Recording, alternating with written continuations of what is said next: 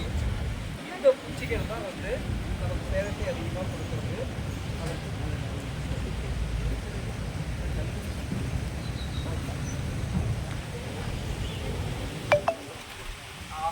இப்போ வந்து நம்ம ரூகோஸ் பைரலிக் ஒயிட் ஃப்ளை பற்றி கொஞ்சம் நேரம் பேசுவோம். அது ஒரு முக்கியமான தாருண்டி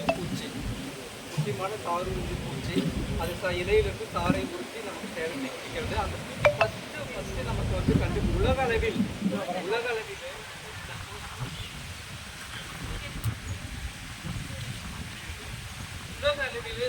வந்து நம்ம தமிழ்நாட்டில் தான் ஃபஸ்ட்டு ரிப்போர்ட் பண்ணாங்க.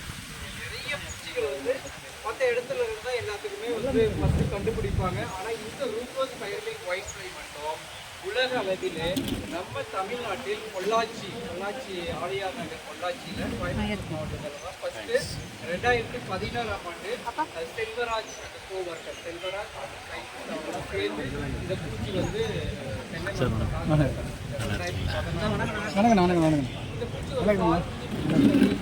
இதில் வந்து இளம் குஞ்சுகளும் இந்த பூச்சிகளும் காற்றை இளம் குஞ்சுகளும் இந்த பூச்சிகளும் வந்து காற்றை உறிஞ்சுவதால் அப்படியே கண்டிப்பாக காற்றை உறிஞ்சுவதால் நமக்கு வந்து சேதம் ஏற்படும்.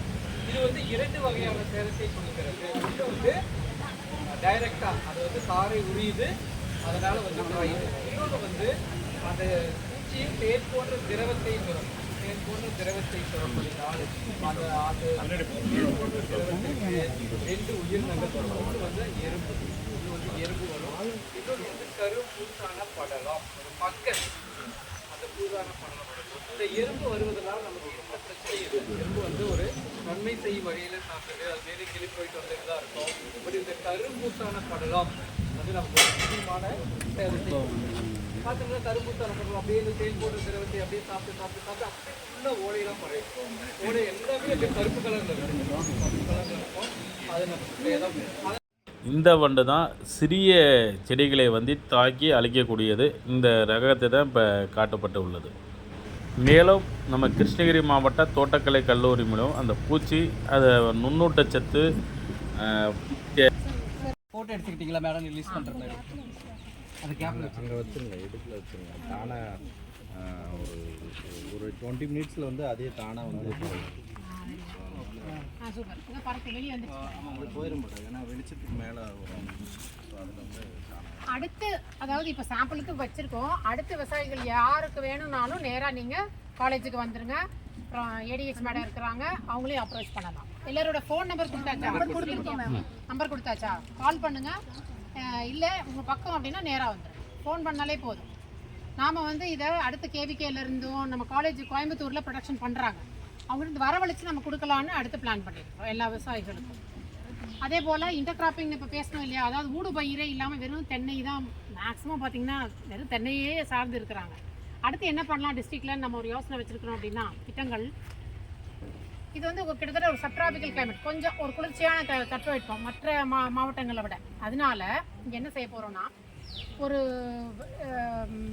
இப்போ இது தெரியும், பட்டை தெரியும் உங்களுக்கு, பட்டை லவங்கம் இது மாதிரியான பயிர்கள் வந்து கொஞ்சம் குளிர்ச்சி பிரதேசம், கன்னியாகுமரி மாவட்ட கிளைமேட் தெரியும் உங்களுக்கு, அங்கே வளரக்கூடியதை பூரா நாம் இங்கே தென்னையில் ஊடு பயிராக வந்து இன்ட்ரடியூஸ் பண்ணி ஒரு டெஸ்ட் ட்ரையல் பண்ணி மற்ற விவசாயிகளுக்கும் பரவலாக்க செய்யலான்னு ஒரு திட்டம் வந்து வச்சுருக்கிறோம்.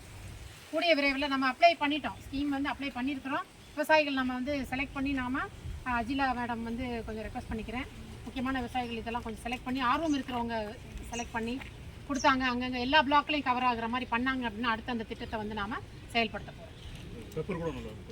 பெப்பர் தான், பெப்பரு, க்ளோவு, நட்மெகு எல்லாமே கிராப்பு சேர்ந்து, சின்னமன் முக்கியமாக வந்து அந்த பட்டை லவங்கம் இதெல்லாம் வந்து ஒரு ஊடு பயிராக போட்டோன்னா வருமானம் வந்து நமக்கு எக்ஸ்ட்ரா வருமானம் கிடைக்கக்கூடியது. இப்போ தமிழக கவர்மெண்ட் என்ன சொல்கிறாங்க, நமக்கு வருமானம் மும்மடங்கு கொண்டு வரணும். விவசாயிகள் எங்களுக்கே 2.5 லட்சம் ஒரு ஏக்கருக்கு கொண்டு வாங்க, நீ உங்களுடைய கேவிகேக்கு அது ஒரு இதாக கொடுத்துருக்காங்க, அஜெண்டா ஒவ்வொரு சயின்டிஸ்ட் கொடுத்துருக்குறாங்க நமக்கு ஸ்டேஷனுக்கும் காலேஜுக்கும். ஸோ நாம் வந்து அந்த அஜெண்டா பண்ணும்பொழுது வெறும் ஒரே ஒரு கிராப்பை நம்பி மோனோ கிராப்பாக இருக்கக்கூடாது. அதனால தான் நம்ம இன்டர் கிராப்பும் வந்து திட்டங்கள் கொண்டு வர்றோம். அதற்கான செடிகள் ஒரு வந்து வரவழைச்சு நம்ம உற்பத்தி பண்ணி கொடுக்கலாம். தாய்மரம் முதல்ல நம்ம எஸ்டாப்ளிஷ் பண்ணணும், அதுலேருந்து உற்பத்தி பண்ணி ஒட்டுக்கன்றுகள் நம்ம கொடுக்கணும். எல்லாத்தையும் கொடுத்துட முடியாது, விதையா போட்டிங்கன்னா 6-7 வருஷம் ஆகி போயிடும் உங்களுக்கு காய்க்கிறதுக்கு.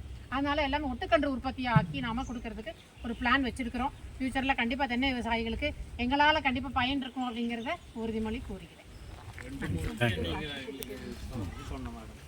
ஆதார விலை நெல் கொடுக்குற மாதிரி பச்சையும் வந்து திரும்பி வரும், குறும்பு வந்து விழாம இருக்கும். கொட்டும் பாத்தீங்களா, ஒரு 100 காய்னா எல்லாம் பிஞ்செல்லாம் கொட்டிடும், கொட்டவே கொட்டாது. ஏன்னா இதுக்குரிய எல்லா டானிக்கும் இதுல இருக்கு. காப்பர், மெக்னீசியம், ஜிங்க், துத்தநாகம் எல்லாமே வந்து இதுல இருக்கு. அதனால 200 மில்லி போதும் ஒரு மரத்துக்கு. இது ஒரு மரத்துக்கு பாத்தீங்கன்னா ஒரு 10 ரூபாய் செலவு தான் நம்மளுக்கு ஆகுது. அப்ப எத்தனை மரம் வச்சிருக்கீங்க? அவ்வளவு மேடம் 26 ரூபாய் ஆகுது. ஒரு மரத்துக்கு 26 ஒரு மரத்துக்கு நீங்க வந்து கூலியோட சேர்த்து நீங்களே பண்ணீங்கன்னா உங்களுக்கு அது இல்ல. கூலி வந்து 15 ரூபா வாங்குறாங்களா இந்த ஏரியால? 13 ரூபாய். இது கண்டிப்பா நீங்க என்ன எவ்வளவோ மருந்து, பூச்சி மருந்து செலவு பண்றீங்க. கண்டிப்பா இது பிஞ்சு கொட்டாம இருக்கிறதுக்கு இதை நீங்க கட்டுங்க. ரொம்ப ஈஸி தான். கட்டலாம், உறிஞ்சிக்கும். வேர் வந்து நல்ல இளம் வேரா பார்த்து கட்டிடுங்க.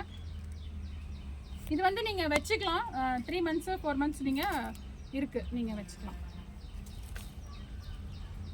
இது வந்து தென்னை டானிக் சார். பென்சில் பாயிண்ட் சொல்லுங்க. யாரோ ஒருத்தர் டவுட் கேட்டீங்க பாத்தீங்களா, பென்சில் பாயிண்ட், அதுக்கு சார் சொல்லுங்க தமிழ்ல.